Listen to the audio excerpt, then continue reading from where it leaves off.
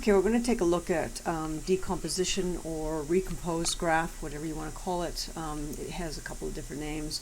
But basically this is just to assist us in sort of confirming the reliability of the model and the graphs that we're using and talking about residuals. Now, in order to get your excellence with this, you basically have to produce this graph that you see here and talk a little bit about residuals and what they are. Residuals are the random variation which cannot be accounted for by the model. So basically, accounting for the model is about the trend and the seasonality, and this green model basically takes the trend and adds the seasonality onto it, and so we get this green sort of, not, the spiky bits and so on that basically model this data. And you want that trend plus seasonal model to mirror the raw data, which is the black stuff, quite closely. Now, if you take a look at these two pictures, you can see that the male live births, the trend plus seasonal model does not mirror the raw data very well at all. There's a lot of gaps between it. And if you contrast that to the graph here on the Arctic ice data, you can see that basically the green and the black pretty much almost map onto each other, except for maybe a few little minor issues here and there, which is no big deal. So you've got this model here where you've got a lot of discrepancy between the model and the raw data, and you've got a fairly small seasonal effect, which is this is the seasonal effect here showing, and this is our residuals, and you can see that the residuals are quite large in this one. Residuals, remember, are sort of the noise, the unexplained weird events that the model cannot account for. So the model is trying to account for any variations by using the trend and the seasonality, but if you take those away, we're left with a fairly substantial amount of error or residuals. So you don't want to have a lot of big residuals. You don't want to have a lot of unexpected or unexplained things that are happening in the data. And you can see that you've got these gray lines that are here and here.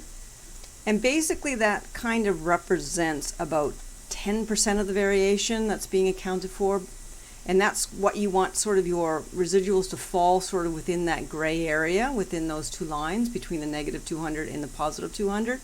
And a lot of them do, but we also have times when we have a lot of the residuals that are above that, which is a problem. That means that we have a lot of issues with the model not matching up with the raw data.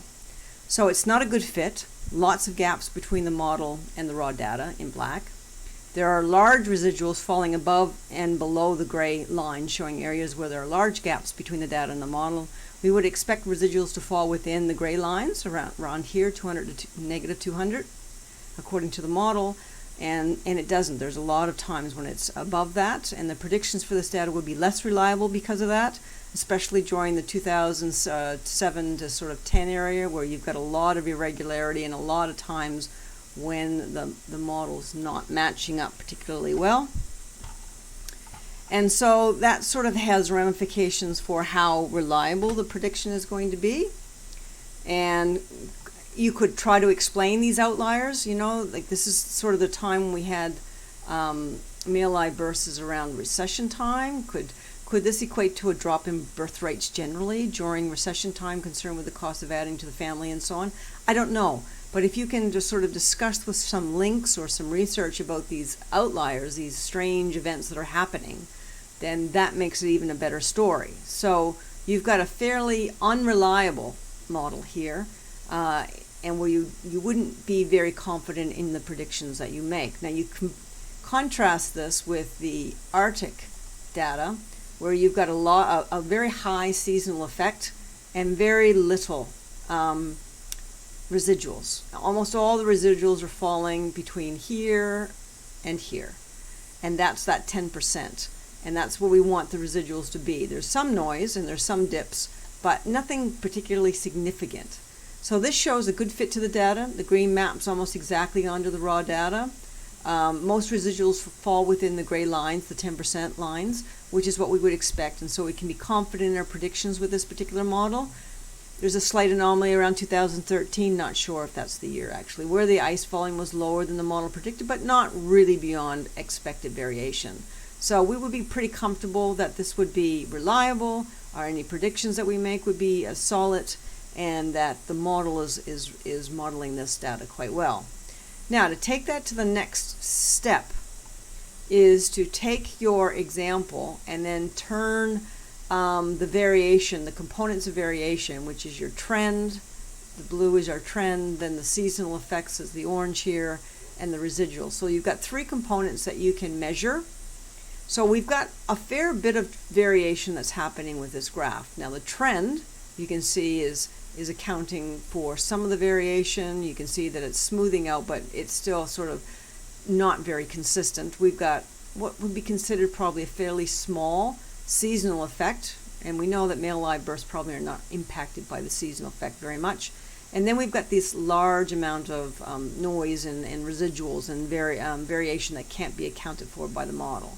Now what we can do is we can turn this all into percentages and look at what's the major component, what's the minor component, where do residuals sit with regards to percentages. So what we do is we find the max and min for the raw data. So you find your maximum value and your minimum value for your raw data, and you put that in here and you get a range.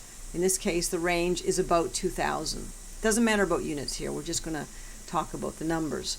And then the trend, which is the blue, again you find the highest peak and the lowest peak for the trend, which is the blue, and estimating about 1,400 is the range here. We subtract those, and then we turn this trend component. We've got the trend, we've got the seasonal effect, and we've got the residuals. When we can actually turn these into percentages to see how much of the variation these three components are accounting for within the graph. So this is a percentage, so that's 70%. So the trend is accounting for about 70% of the variation in the graph. That's quite high. Seasonal effect is only accounting for about 29% if you round it off. And the residuals are 50%, which is quite high because we want the residuals to be somewhere in the 10% range. So how we write about that? The biggest component, you tell me what the biggest component is 70%, that's the trend. The smallest component is the seasonality, with residuals comprising 50% of the variation. Now, this is high. It means that there are a number of unexpected events that the model could not account for. There was a number of times throughout the time frame that residuals fall outside the expected normal range. This would confirm that the model is not reliable and any predictions made might not be very accurate. So it's not really, the trend being 70%, that's okay. Seasonal is quite small at 29%, and that's okay too. Basically, we would expect that to be quite small because, again, seasonality doesn't really play much of a role in when people have male live births, when they have births, when they're male, when they're live, and so on. There may be other factors that will affect that, but what is key here is the residuals being so high. And that sort of tells us that we've got a lot of random events occurring, particularly in this area here, that are quite a bit above the expected, what we would expect the residuals to be.